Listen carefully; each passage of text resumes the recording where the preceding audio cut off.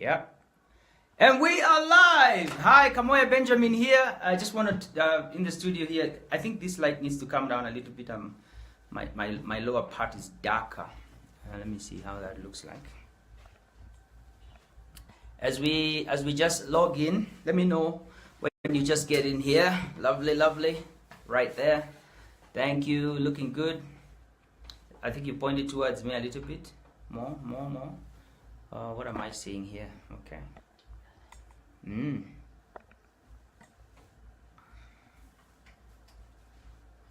Yeah, that's better. Yeah, let's get that light there. And this one, I'll do. Wow, it feels like I'm darker today. Well, anybody on there? I just want to see one person go live. I play to the audience of one, and I will be kicking off right away.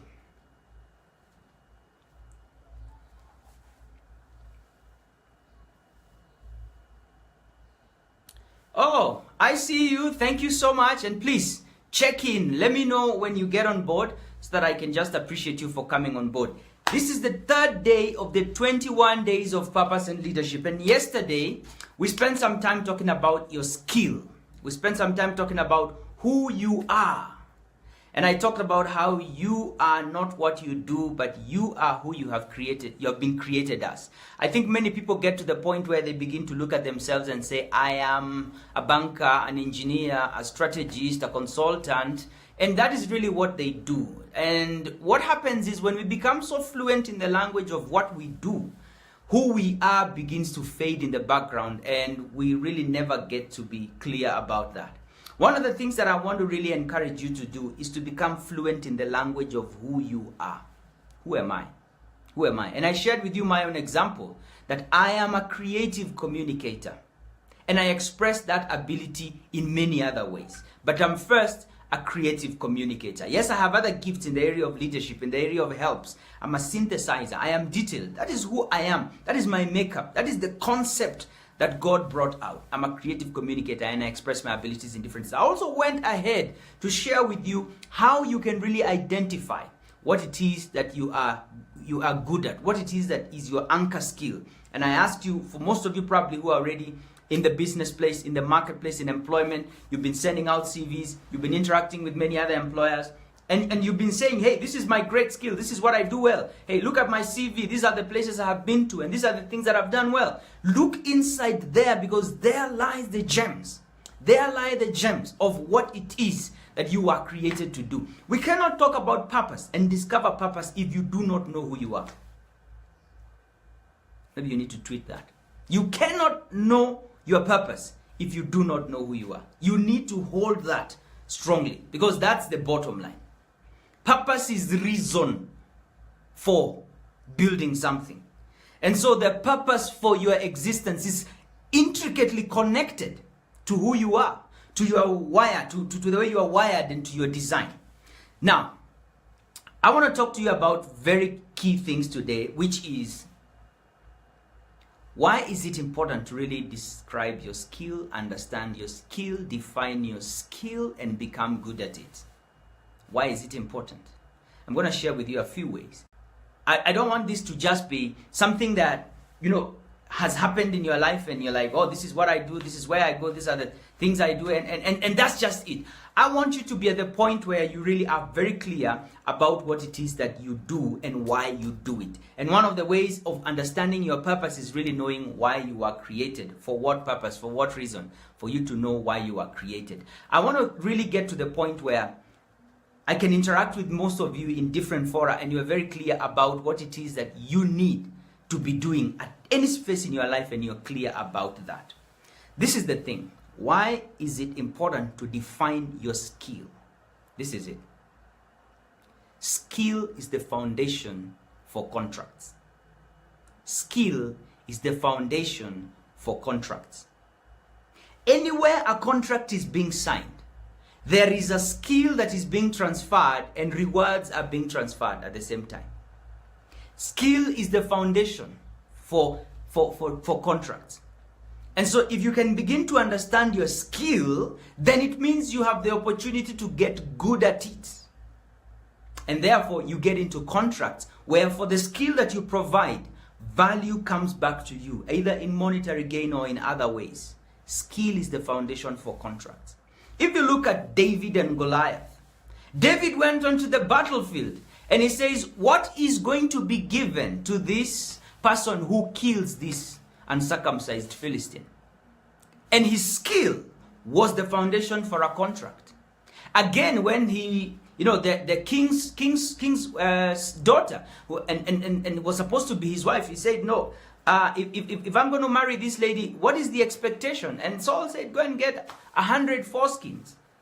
That required some skill. He was like discouraging this guy, like you can't do this, and therefore I'm going to make it difficult for you. And if you really do this, then you really require great skill. Skill is the foundation for contracts. If you look at Joseph, while he was in the palace, just shaven, straight out of prison, maybe he still has bags on his body, and he brings in the master strategy, and Pharaoh looks at him and says, you're the guy. Skill is the foundation for contracts. Think about where you work today. The only reason why you are there, the only reason why you're probably in business and you interact with certain clients, it's because of the skill that you have. That thing that you have is very important. That skill. That's why you should really know it and sharpen and develop it and get better at it and profile it and put it out there, because men and women are looking for solutions. And because I told you on day one, you have been created as an answer, as a solution to a problem. Wherever you show up with your skill, ability, developed, people say, pave the way, pave the way. This is the guy. This is the lady.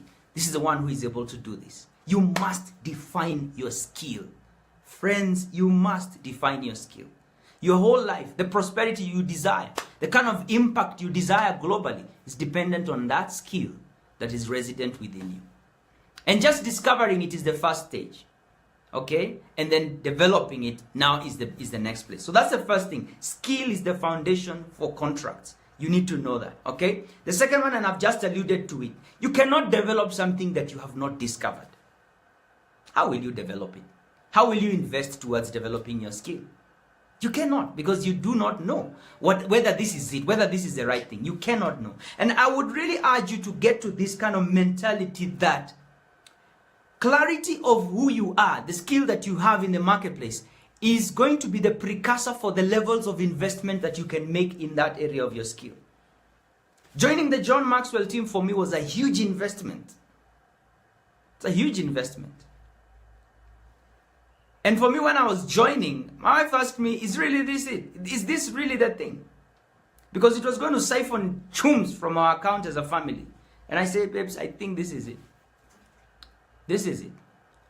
And because I was clear about my gift, my ability, about my talent, about my purpose, and that this is the road that has been paved for me to walk on, I did not hesitate to make those thousands of dollars investment to join a team that are of people who are playing at a high level, and I want to play at that high level with them. And guess what? It has paid off handsomely, 10 times over. I'm honored and privileged to be, constantly in front of people who are, great in their area. Recently training vice chancellors and deans and heads of departments at the University of Malawi, and we've done this in Uganda. And I've joined teams of amazing people that, I don't think I would have known these people any other way. I don't think I would have been in that room any other way. My age obviously does not qualify me to be in the room, because when I look at these people, their experience, they've been in the training field for years, they are way ahead. They qualify to be in the room. But because I discovered my skill and developed my skill, every time I opened my mouth, guys were like, wow, the age and what this guy is saying, they really don't match, but we really have to give it to him. Skill. When you identify it, you are able then to develop it. And developing here means putting in huge expenses towards developing yourself, investing in yourself, flying for conferences, connecting with people who are at a high level, buying material, books, resources to develop your skill. Because this is it. Sharpening. I call it sharpening your knife. No one buys the knife and then they are like, wow, hey guys, look, my knife is so blunt. And be proud about that. People want to have a sharp knife in the drawer. Anybody who opens a drawer, they want to pick a sharp knife and slice that mango and just say, wow, This knife is doing what it's supposed to do. In order for you to really sharpen your skill ability, you have to identify it. Okay? That's the second thing. The third thing, which is also very important as far as identifying your gift, skill, ability is concerned, is that your skill is what will really bring you before greatness. And that's a promise. It's in the Bible. Your gift is what is going to bring you before great men. Your gift is what is going to cause you to serve kings. Your gift is what is going to cause you to walk in places like I've just shared with you, where you do not qualify to be there, to meet with those dignitaries. Matter of fact, they despise you, but then you say, oh, that's the guy, oh, he's the guy, my goodness. And all of a sudden, people want to know you. I look at people like Sauti Sol, and I just love the way these guys were dancing in between power. The president of Kenya and the president of the United States. What do you think got them there? Skill. They're good at what they do. Sometimes they misbehave, play funny videos. But they're good at what they do. You cannot discount them for that. And because of that skill, they're able to get into places that, nothing else could have brought them. I looked at Bahati and this big thing that happened. He went and sat on the president's seat. That's not my conversation. But what do you think got him onto that platform? Asking presidents to dance with him. Why don't you go and try that? But only try it in the area of your skill, because only then will you be accepted. The Bible says that the gift opens a door. Opens a door. Opens a door. So there is an opportunity and a place where a door is locked, and only you can show up to that door. And by the virtue of your skill, looking like a password, that door opens. People accept you. And people receive you because of the gift that you are. I love this, and I think I had it, I don't know from who, but this was the idea. They say, don't be so high when you get into such places of power and influence. It is your gift that they are receiving. They are not receiving you. You're the carrier of the gift. And that really has humbled me, because sometimes I feel like, oh my goodness, I'm so small. These people are so mighty. I do not deserve to be here. Oh, maybe give me another 10 years so I come. I stop that nonsense. Whenever I'm called into high and mighty places, I know it is my gift that has brought me there. They are receiving the gift.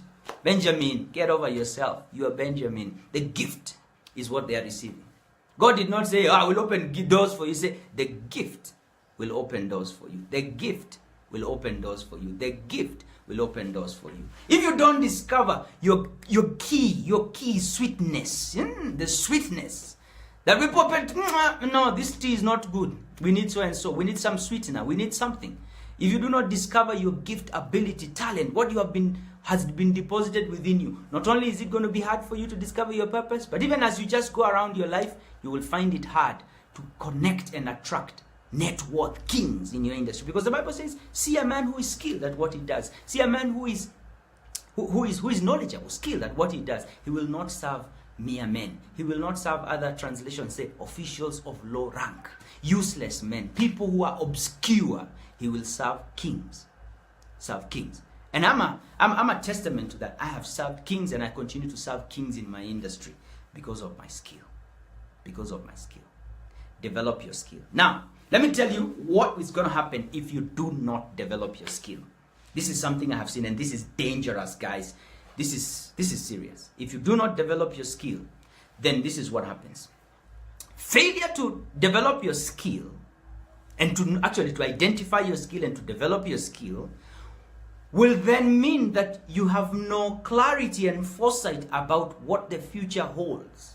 In other words, you have no vision. You're just there, floating through the air, floating through life, like a housefly, waiting for your 7 days to end, and that's it.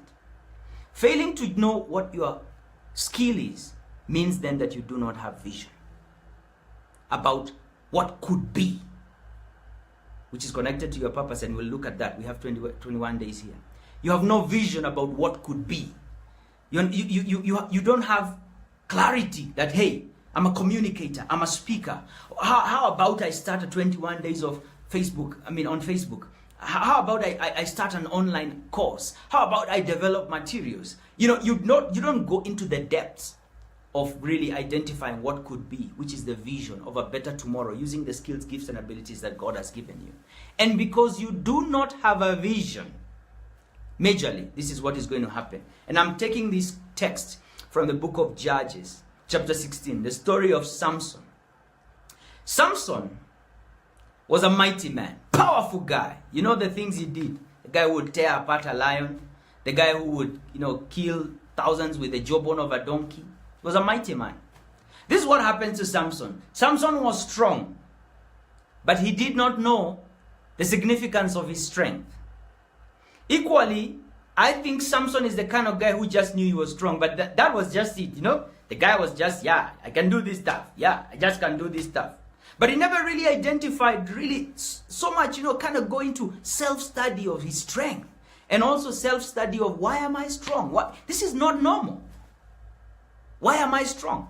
And because he was not clear about the significance of his strength, several things happened. Number one, when the Philistines caught him and they tied him up through Delilah and they sent him to prison, the first thing they did is they gouged out his eyes. Both of them, they gouged out his eyes. And when they gouged out his eyes, what did they do? They put him in the prison to grind. He was a grinder in the prison. The other thing that Samson was doing, he was a performer in the prison. Because on the last day, when he killed all the Philistines, the conversation was, bring out Samson so that he may perform for us. Samson was a performer. Was he born a performer? No. Maybe the gift to perform was given to him so that he can attract Philistines and then crush them. Who knows? That would have been a story that we would have heard had he known his gifts and abilities. But the gist of this is this. If you do not have sight, your strength doesn't matter. Because if you look at the Bible in Judges chapter 16, I think it's around from verse 15, it says that, and Samson's hair began to grow again. If I was a Philistine there, I would have employed someone every day to be shaving whatever, like myself, I shave almost, I don't know how many days. I would have been employing someone. Say, do you see a small piece of hair on Samson's head? Shave it. A small, shave it. Because they had known the strength of this guy is where? Is in his hair. But they didn't cut his hair. They let it grow. They knew Samson doesn't have vision. Samson doesn't have sight. His strength is meaningless. And for you, you may be strong, thank God. But if you do not have clarity about what it is that you're going to do, your strength will be meaningless when you do not have a vision. That's the first thing. Your strength is meaningless when it is not associated with a vision of a greater thing. This is the second thing that happens. When you do not know the significance of your strength, you will be a captive in the enemy's camp doing menial work for them. Samson, a grinder in the prison, a performer. Was that what he was cut out for? No. Yes, he had the strength to grind because they used to turn these big things. So you keep going around and you grind all the grain for the whole village. Maybe that's what Samson was doing. But he was in the enemy's camp. He was a captive. And for me, the way I think of this translation nowadays is there are many people who are employed somewhere and they are a captive in that organization. But those people just want you because of your strength. You are there grinding every night and day. You are there grinding. You are there performing. But you are not in the area of your purpose. You are not in the area of your calling and gifting. Why? You do not know the significance of your strength. Do not be a captive of the enemy. Understand what it is that God gave you. Develop it. And step out by faith with clarity about what God wants you to do in the marketplace. I have held this perspective. And someone please tell someone this. The problem of entrepreneurship, not only in Africa, but also globally. When people say, oh, the government, give us jobs. The government will create jobs. Let me tell you, watch this. The government will never create jobs. Governments do not create jobs. Governments have offices and they fill them. That's it. Where do you want them to get jobs? But the jobs of the people that are out here, 500,000 every year coming from the university. And I did this for my thesis research when I was doing my master's.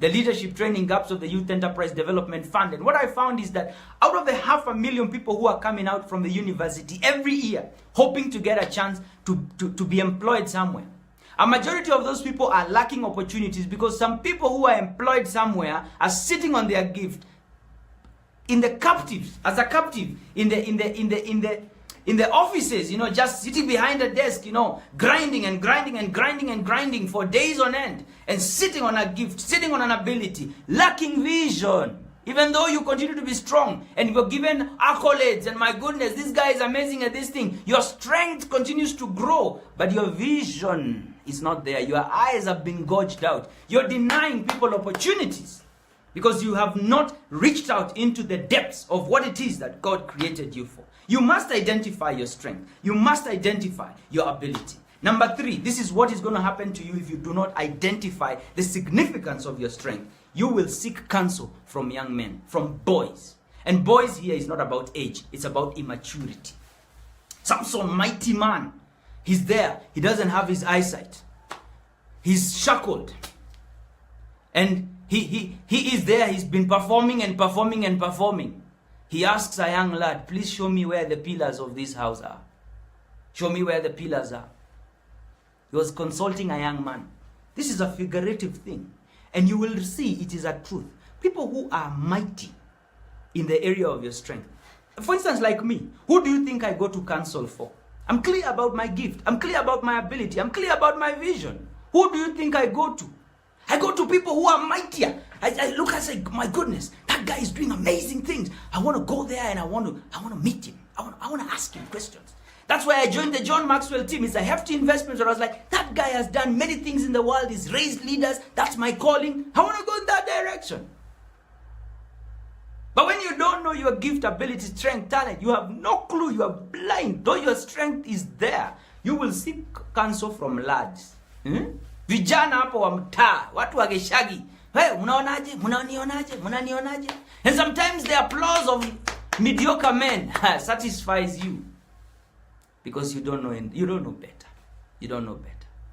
I want to encourage you to get an anger within you to begin to identify what your gift, what your talent is. And because I'm so excited about this, I pulled a course away from my online portal. I sell this thing. Matter of fact, when I was uploading it, I was saying, oh my goodness, what did I do? My big mouth, I was there opening and saying, I'm going to give you a course. Should have paid for this thing. But I put it on my Facebook page, on a group that I created. It's called the 21 Days of Purpose and Leadership. And I'll post the link there. Go in there. I've put for you a worksheet and I've put for you a practical session of how I discovered my skill, gift, and ability. There's no magic in this thing, guys. I was looking for this kind of information. How do I know my gift? Until the Holy Spirit just dropped it upon me, because this is my area of gifting. It's like, I want you to figure this out so that other people can figure it out. What is your gift? What is your talent? What is your ability? This is the significance of knowing these things. So the first one, having no vision means then that you have no clarity about where you're going. And because you have no vision, you are likely going to be in a captive's place. I know many people who are reaching out to me. They're telling me, Benjamin, I don't like this job. I'm just here because of the bills. What are you? You are a captive. Tuambiane ukweli. You are a captive. And maybe you are the one of the people who needs to think about what it is that God has given you and the vision about what God has given you and what you could do with it. Go and start an M-Pesa. Go and start an Uber. Create jobs for 500,000 people. Pap! We will not even be talking about how much money you are earning. We'll be talking about impact, because your purpose is about impact. It's not about money. Money is a byproduct. So begin to have such holy anger within you. You say, I must find out my gift. I must find out my purpose. I must find out why I'm here on earth. Honor this process and find out your gift, your ability, your talent. There's one thing I've just remembered about why it is significant for you to begin to identify what your gift, talent, ability is. There's a quotation that there is a path for each man, unto which before him there is an endless space. In other words, there's an area of specialization for you. When you're in the area of your gift, of your talent, watu hawawezi kukushinda na innovations. You are the guy who is just, you're the next. You are the one who is getting what's next. You're the one who is getting what's next. When people get to the place where they are stuck, there is still within you a well spring of value coming from your gift, ability, skill.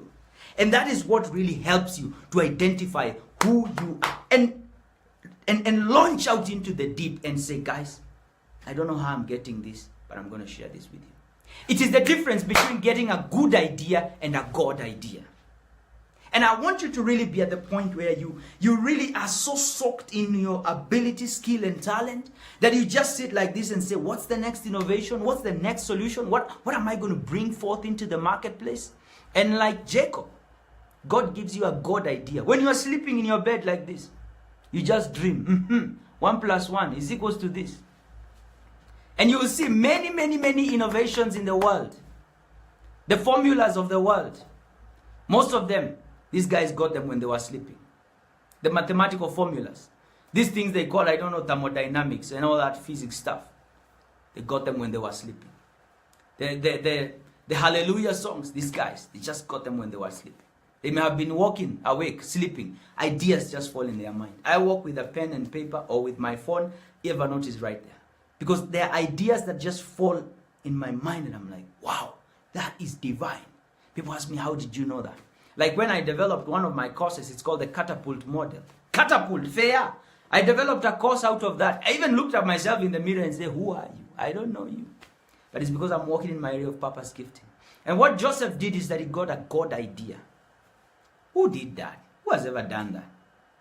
And he managed to multiply his flocks, even when his uncle Laban had done everything against his favor. I say that people who are gifted prosper where other people do not see an opportunity to prosper.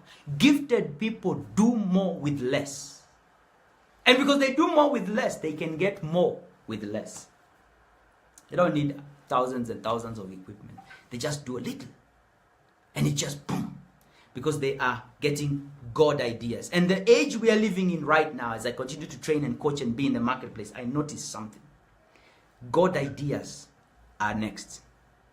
We've come to a place where strategy was working. Everybody was like, what's our vision, mission, core values? That was a nice song and it's still very relevant. But let me tell you what. By the time you finish strategizing, even before you fold your files to leave the boardroom, half of the strategy has been disrupted by something happening on the other side of the world. By technology. So you better style up. You better know what's next. Yeah? And that really means that in your area of gifting, you can reach out to your God and say, you made me this, and I need a solution right here. And the Holy Spirit is going to open up a pathway for you. Unlimited power, that's what I'm talking about. Unlimited power to influence and impact your world. Solutions that are being sought for by the world are lying in you. You can know what God made you for. You can know your purpose. You can know. Yes, you can know. But it first begins by getting that holy fire and holy anger within you to say, I need to know what my gift is. I need to know. I must know. And that is what I want you to do. I want you to know what your gift and skill is. Thank you so much, my friends. This has been my time. I just wanted to serve you for 30 minutes today. But we are on tomorrow. You know, the purpose journey does not stop because it's a Saturday. I'm on Sunday. We're going live for 21 days. Today is just day 3, and we're just getting started.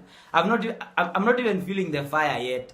I'm just bubbling a little bit. By the time we get to day 21, your phone is going to erupt because a volcano is coming your way to help you discover your purpose. Blessings, my friend.